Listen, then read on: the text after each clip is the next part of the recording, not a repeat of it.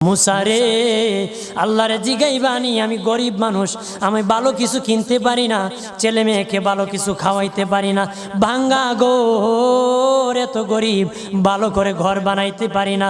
আল্লাহরে জিগাইবানি কি করলে আমার উন্নতি হবে, ধনী হব, টাকা পয়সা হবে। আল্লাহরে জিগাইবানি। আল্লাহ মুসা নবী কই ঠিক আছে, আল্লাহরে জিগাইব তুমি কেমনে ধনী হইবা।